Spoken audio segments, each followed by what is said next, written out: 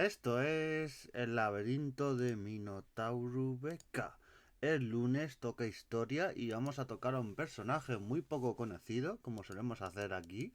Casi siempre que hablamos de algo de historias, descubrimientos o cosas que no son tan conocidos, o personajes que ya tienen su tiempo, pero no son tan conocidos. Y vamos a hablar de Antonio García Gutiérrez, que fue un escritor del romanticismo, uno de los, yo diría por su obra y por la importancia que tuvo en su época, de los más importantes, pero claro, ha habido escritores como Becker, Larra, Espronceda y algunos otros que la han eclipsado y claro, por eso no le conocemos tanto. Así que y fue sobre todo un escritor, entre otras cosas, de teatro, de también poesía, pero sobre todo de teatro y de zarzuela. El término de la zarzuela, que es una especie de, para el que no lo conozca, o sea, de fuera de España, es un género teatral, es una especie de musical, pero a la española, un género que se creó y este hombre tiene muchísimas obras, muchas de importancia, y vamos a hablar un poquito de él.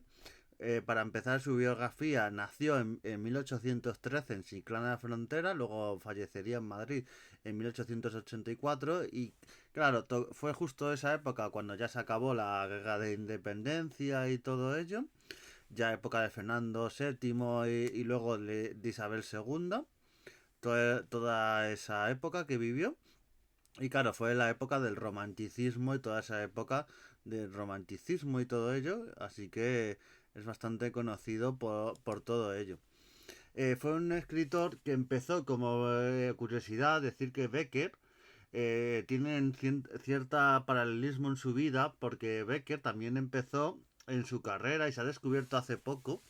que un día hablaré de ese libro en concreto porque lo conseguí en una feria del libro de Zaragoza que me lo presentó su autor, que habían rescatado haciendo estudios de poesía francesa, traducciones, y habían descubierto que Becker había escrito, pues bueno, él traducía poesías de un autor francés, pero realmente le daba su propia conexión y hacía sus propios poemas de ese poema. Tú ves el poema original y ves cuál sería la traducción y no tiene que ver con lo que hacía Becker, así que se consideraba eh, poesías exclusivas que se encontraron de Becker y se rescataron. Pues con este hombre, Antonio García Gutiérrez, pasa exactamente igual. Empezó su carrera a traducir comedias de Eugene Script y novelas de Alejandro Dumas. Claro, ahora no se da tanta importancia a los traductores y tal, que yo veo, es un trabajo que veo que tiene mucho talento y demás, aunque yo creo que en el futuro, como están las cosas y todo, la IA lo acabará sustituyendo todo y simplemente le pondrán el texto a una inteligencia artificial y lo traducirá. Pero antes, por eso pasa el caso de Becker o de Antonio García Gutiérrez, las traducciones no las hacía cualquiera que tradujera, lo hacían escritores bastante buenos que eran los que acababan traduciendo esas obras. Por eso hay muchas obras de esa época o de otras épocas que están traducidas por escritores de renombre, que es una curiosidad que llama bastante la atención. Y luego escribió dramas románticos. Su carrera se basó sobre todo, ya digo, en obras de teatro que estrenó un montón. Decir que su obra de teatro fue una de las que ha tenido más éxito en el teatro español. En el teatro español me refiero, no al teatro de toda España, sino me refiero al teatro español, el que está situado en Madrid, al lado del Banco de España. Está situado, para los que seáis de Madrid o lo visitéis de vez en cuando o tal, donde está la estatua de Federico García Lorca, por justo enfrente, ese edificio blanco y enorme, es el Teatro Español, uno de los teatros con más prestigio de la historia de España. Y ahí estrenó muchas de sus obras y tuvieron muchísimo éxito. También he hecho el programa de hoy, lunes 18 de diciembre, hablando de la vida de este señor, porque coincide con una efeméride. Resulta que hoy estrenaba la obra El monje de la campana. Y que para los que no conozcáis, el rey monje, que trata de la campana de Huesca, que es esta leyenda de este rey monje que pasó uno a uno a sus súbditos, a los nobles, y los iba matando para dar ejemplo. Este cuadro que está en Huesca, en el ayuntamiento, en el museo de Huesca también tienen, o sea, es súper famoso este cuadro y la historia de la campana de Huesca, esta especie de leyenda y demás. Y él hizo una obra de teatro y tuvo muchísimo éxito y fue muy conocida esta obra de teatro. La obra más conocida de este autor, aunque ya digo, su obra es muchísimo extensa, aunque digo una cosa, su obra es muy extensa,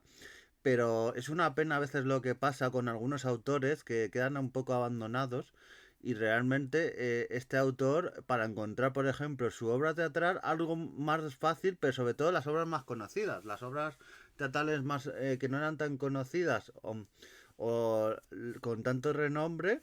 cuesta muchísimo, muchísimo encontrarlas y ya digo, las poesías y otras obras que escribió, bueno, hay que ir al Biblioteca Nacional y otras bibliotecas regionales, otros organismos, porque es muy difícil encontrar estas obras, no se han reeditado prácticamente ninguna, solo la más famosa, y es un poquito, por eso quiero destacar a este personaje histórico, Antonio García Gutiérrez, y un poco para que si alguien me escucha de alguna editorial o tal, pues este hombre había que reeditar sus obras, hacer el típico tomo con todas sus obras, su poesía, su teatro, su todo, porque fue un hombre histórico. Y ya digo, su obra del Trovador, que es la más conocida, que es una obra operística estrenada en 1833. Ya digo, esta obra del Trovador yo espero alguna vez verla en directo, que la representen en algún teatro, porque es de esas obras clásicas del teatro español. Y como curiosidad decir que esta obra y alguna otra, sobre todo esta del Trovador, le inspiró al mismísimo Verdi para alguna de sus famosas óperas. Entonces, Verdi, que es conocido en el mundo entero, pues a veces lo que hacen estos artistas es un poco copiar o coger ideas. Bueno, ellos prefieren, yo a veces veo porque a veces dicen, no, no, ha cogido ideas, se ha inspirado y tal, y a veces cuando copian hasta los títulos y todo, digo, bueno, no se ha inspirado, se ha copiado exactamente, pero bueno, cuando lo hace un autor de fuera de un español, no, se ha inspirado y tal, pero cuando lo hace un español y de otra obra, pues decimos que se ha copiado, que es plagio, o sea, eso es un poco la doble vara de medir. Y Antonio García Gutiérrez, podemos decir que se inspiró Verdi para su famosa ópera. Entonces, García Gutiérrez, que también tiene entre otros méritos, que esto aquí lo voy a comentar porque yo que me encanta el Museo Arqueológico Nacional, pues este hombre fue director, miembro de la Real Academia Española, comendador de la Orden Carlos III, o sea que no fue un hombre que en su época no fuera conocido y ahora se ha descubierto y aún así mucha gente no lo conoce. No, no, en su día era una eminencia en muchos de los aspectos de la vida literaria y social de esa época, del siglo XIX. Y llama la atención como este hombre, sus obras y tal, salvo ya digo, El Trovador, que es súper conocido, el resto de obras que tuvieron muchísimo público en teatro y también de temas literarios, que no sean tan conocidas, o sea, llama bastante, bastante la atención.